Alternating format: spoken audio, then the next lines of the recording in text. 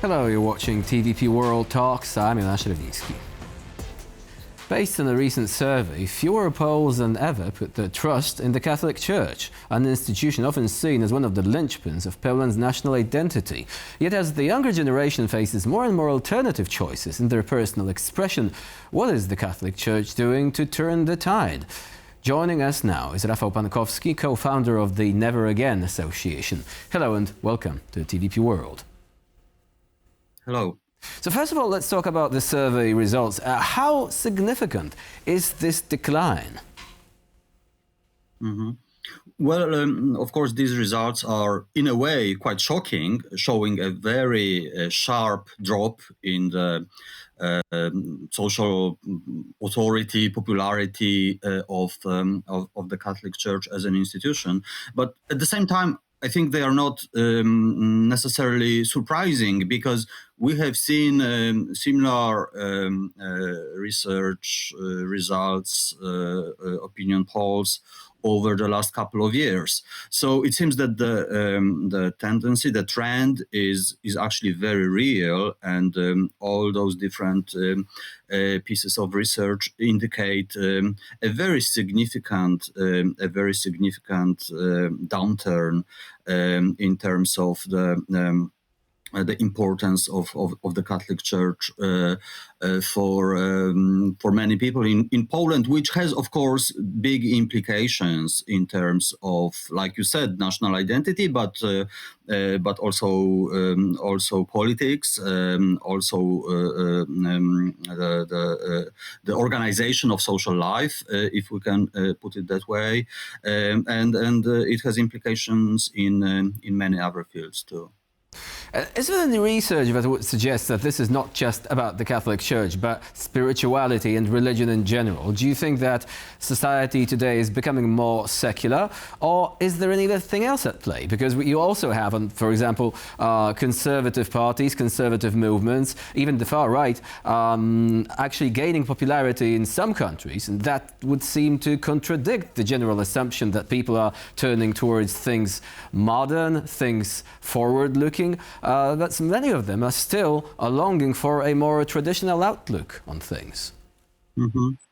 Well, that is definitely a good point. And of course, there is a certain paradox in Poland where we see a growth in popularity of the political far right, especially among young people. At the same time, we can see this downfall in popularity of the Catholic Church among the same young people in many cases. So it is definitely a paradox. But I think this strong trend of secularization is definitely very real and very significant. At the same time, I think that the need for spirituality, if you want to put it that way, is also very real. But simply the Catholic Church in Poland, in its current state, I think for many is perceived as not really fulfilling the deep need for spirituality. It seems that the Catholic Church often is associated with a very specific political party today in Poland, namely Law and Justice, and it is also, in the eyes of many, associated with a specific agenda which is both political and material, and the kind of proverbial greed on the part of the church became just too much for many people to accept. The material interest of the church as an institution has really overshadowed a lot of its traditional spiritual mission.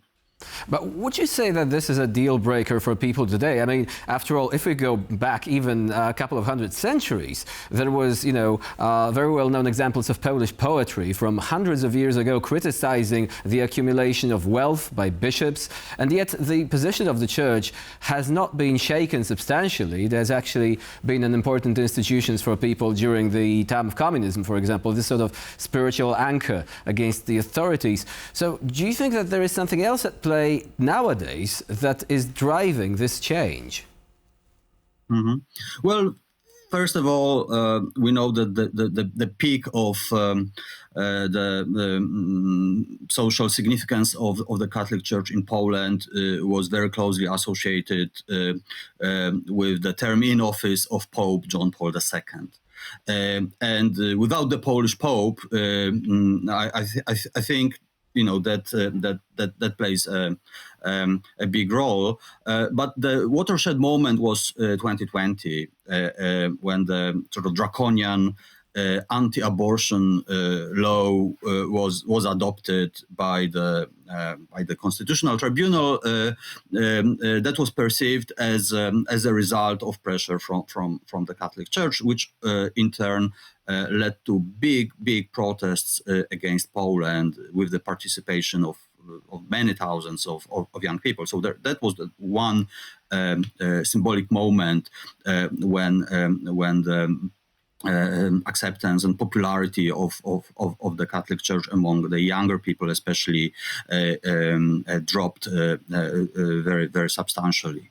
But you are also very, very right to say that over centuries, the Church played a very important role in Polish history, but it has never been a 100% dominant denomination. And historically, Poland was a very diverse country in terms of ethnicity as well as religion. It is only after World War II that Poland became an almost entirely Catholic country, but historically it has been diverse. And I think a return to diversity, in a way, in a certain sense, for Poland means a return to normality.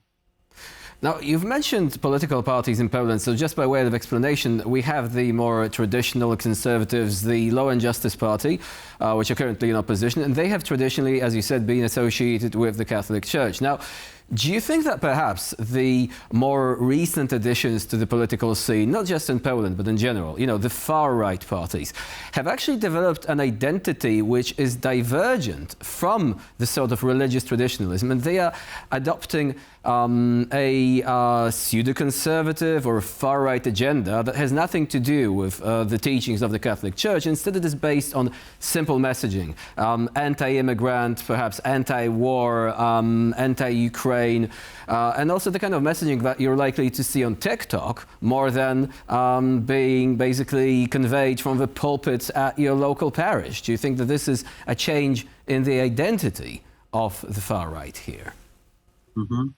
Well, yes, I agree. Traditionally, especially the Polish far right was very, very closely allied with certain elements of the Catholic Church and Catholic teaching. But yes, that is changing probably.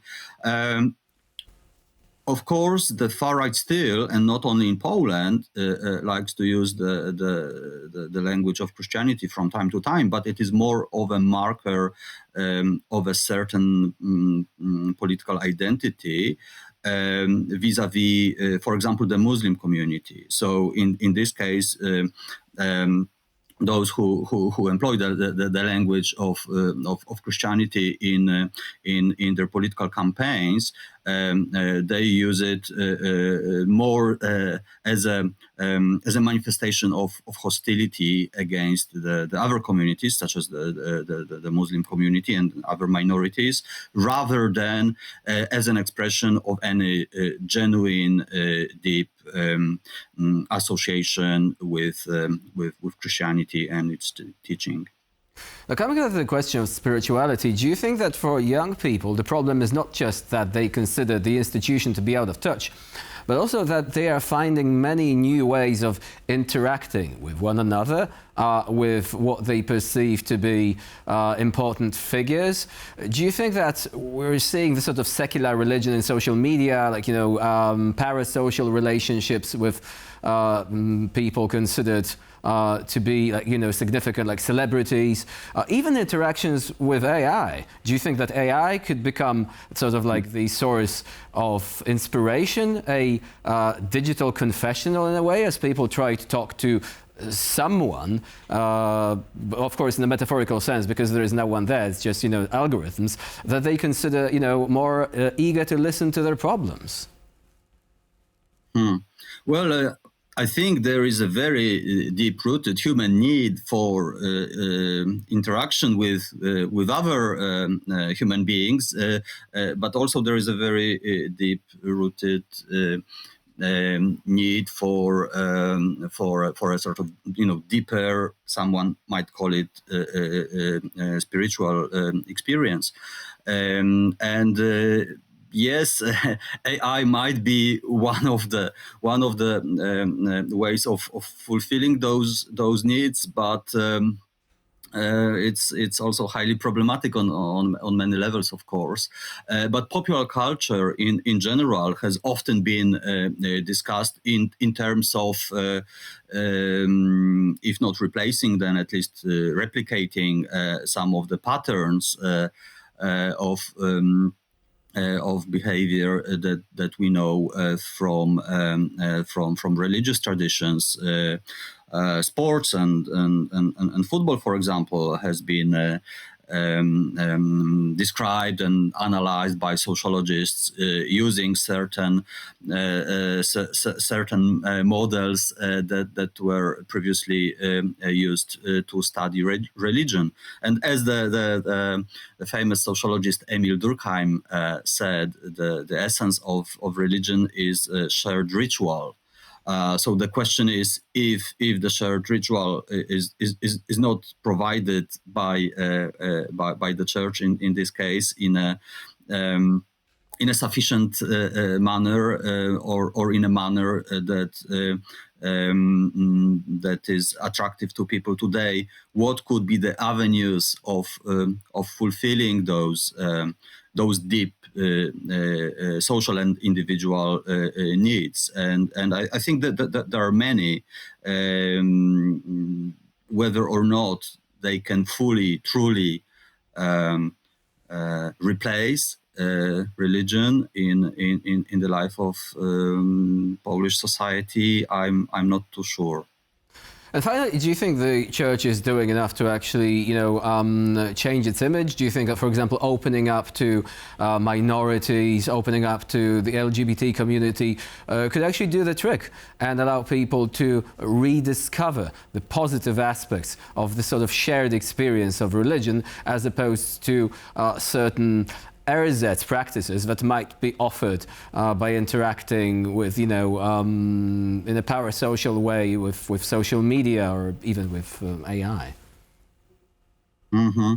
Well, I think this is precisely one of the main problems, and one of the main issues that has led to the very rapid downfall of the popularity of the Catholic Church, namely the fact that in the last years or decades, the Catholic Church in Poland has been perceived as an expression of what someone might call organized intolerance.